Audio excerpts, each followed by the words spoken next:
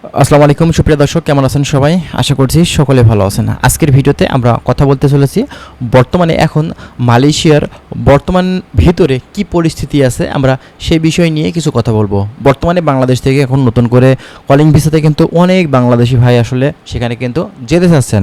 যারা আমার এই ভিডিওটি এখন দেখছেন, যারা মালয়েশিয়াতে ঢুকতে চান, অবশ্যই তারাই কিন্তু বেশিরভাগ ক্ষেত্রে আমার ভিডিওগুলো দেখে থাকেন, ঠিক আছে?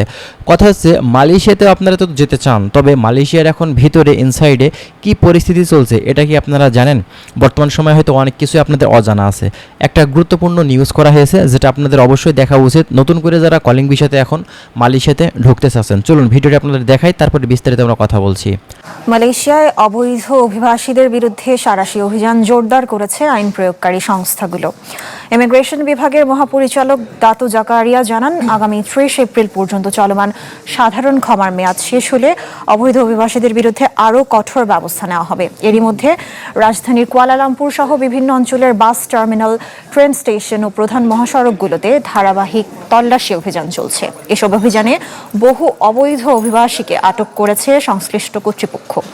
দেশটির ইমিগ্রেশন বিভাগ বলছে, সাধারণ ক্ষমার নির্ধারিত এই সময়ের মধ্যে যেসব অবৈধ অভিবাসী স্বেচ্ছায় দেশে ফিরে যাবেন তাদের জন্য প্রক্রিয়া সহজ করা হবে, তবে নির্ধারিত সময়ের পর কাউকে আর ছাড় দেওয়া হবে না।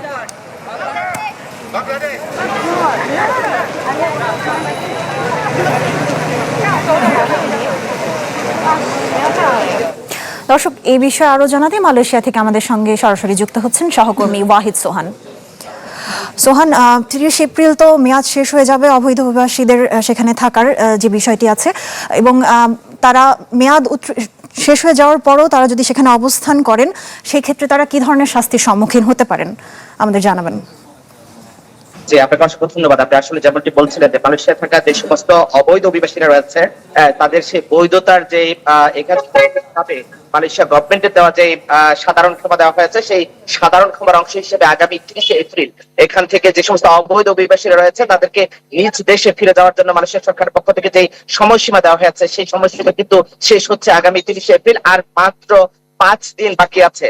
এই 5 দিনের মধ্যে যদি অবৈধ অভিবাসীরা মালয়েশিয়া ছেড়ে না চলে যায়, তাহলে তাদেরকে এখানে বড় ধরনের কঠিন শাস্তির মুখোমুখি হতে হবে এবং তাদেরকে বিভিন্ন রকম জটিলতার মুখে পড়তে হবে। এই বিষয়টি নিয়ে আসলে আমরা বারবারই বলার চেষ্টা করছিলাম এবং মালয়েশিয়া ইমিগ্রেশনের পক্ষ থেকে ইমিগ্রেশন মহাপরিচালক জাকারিয়া সাহাবান যিনি বিষয়টি বলেছেন, সেটি হলো যে মালয়েশিয়া সরকার গত 1 বছর থেকে এখানে অবৈধ যে সমস্ত অভিবাসীরা রয়েছে তাদেরকে বৈধ হওয়ার, এখানে বৈধভাবে নিজ দেশে চলে যাওয়ার জন্য একটি সাধারণ ক্ষমা দিয়েছে 500 রিঙ্গিত জরিমানা দিয়ে। কিন্তু এই 500 রিঙ্গিত জরিমানা দিয়ে যারা কিন্তু এখান থেকে যাচ্ছে না তাদেরকে কিন্তু মালয়েশিয়ায় ইমিগ্রেশন বা আইন শৃঙ্খলা রক্ষাকারী বাহিনীর সদস্যরা আটক করে তাদেরকে কিন্তু আইনের মধ্যে নিয়ে আসবে।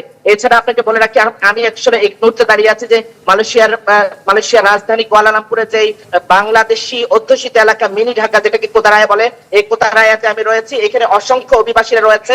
তাদের একটি দাবি যে মালয়েশিয়াতে যে সমস্ত অবৈধ অভিবাসীরা রয়েছে, বাংলাদেশ সরকারের পক্ষ থেকে মালয়েশিয়া সরকারের সাথে আলোচনা করে যাতে অবৈধ অভিবাসীদেরকে বৈধতা দেওয়া হয় এবং তাদেরকে অতি সত্বর মালয়েশিয়ার আইন শৃঙ্খলা রক্ষাকারী বাহিনীর হাত থেকে যেভাবে অভিযান পরিচালনা করছে, এটি থেকে আসলে যাতে তারা মুক্তি পেতে পারে, সেই বিষয়গুলো নিয়ে আসলে মালয়েশিয়া সরকারের সাথে আলোচনা করে যাতে কূটনৈতিকভাবে এটি সমাধান করা হয়।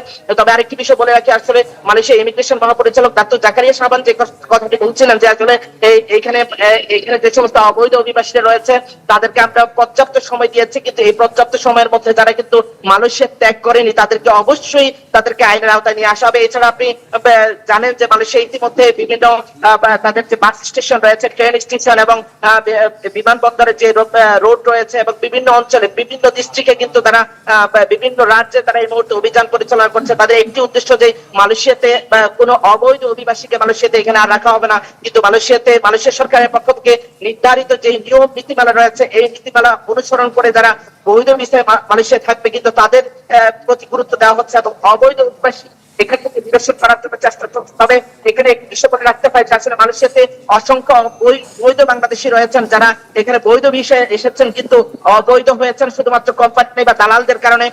এই বিষয়টিকে গুরুত্ব দিয়ে বাংলাদেশ সরকারের পক্ষ থেকে মালয়েশিয়া সরকারের সাথে আলোচনা করে অতি সত্ত্বর যাতে দ্রুত অবৈধ অভিবাসীদের বৈধতা দেওয়ার বিষয়ে আলোচনা করে একটি সিদ্ধান্ত গ্রহণ করা হয়। এটি বাংলাদেশি এখানে যে সমস্ত অবৈধ অভিবাসী রয়েছেন তারা কিন্তু বারবারই এই বিষয়টির প্রতি অনুরোধ জানাচ্ছেন। আপনারা কিন্তু ভিডিওটি সম্পূর্ণ দেখেছেন এবং বর্তমান পরিস্থিতি মালয়েশিয়াতে কিন্তু খুবই খারাপ, বিশেষ করে অবৈধদের। এখন বাংলাদেশ সরকারও কিন্তু কথা বলছে না আসলে এই বৈধকরণ করার ব্যাপারে। এখন কি হতে চলেছে, এখন এই 30 তারিখ পার হয়ে গেলে কি হবে অবৈধ প্রবাসীদের এখন পর্যন্ত বলা যাচ্ছে না, কিন্তু সরকারিভাবে বলা হয়েছে যদি 30 তারিখ পার হয়ে যায় অবৈধ প্রবাসী তারা যদি নিজ নিজ দেশে ফেরত না হয়ে থাকে, তারা যদি কাগজপত্র না করতে পারে, তাহলে কিন্তু প্রচুর পরিমাণে সমস্যা তারা ফেস করবে।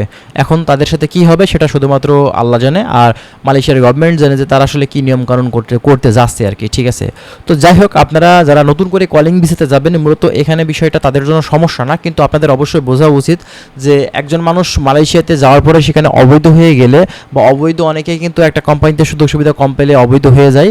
তো আপনারা একটু সাবধান থাকবেন বা সাবধানতা নেওয়ার কিন্তু চেষ্টা করবেন, তাহলে কিন্তু সমস্যা হওয়ার চান্স কম থাকবে। আর অবশ্যই যে কোম্পানিতে যাচ্ছেন সেই কোম্পানিতে গিয়ে কাজ করবেন, যেহেতু মালয়েশিয়াতে এখন আপনার একজন সাধারণ কর্মী ভালো টাকা কিন্তু ইনকাম করতে পারছে আর কি। ঠিক আছে, তো যাই হোক, আরও বিস্তারিত তথ্য আমাদের সামনে আসলে আপনাদেরকে দেওয়ার চেষ্টা করবো। তার জন্য অবশ্যই আমাদের চ্যানেলের সঙ্গেই থাকবেন। ভালো থাকবেন, আল্লাহ হাফেজ।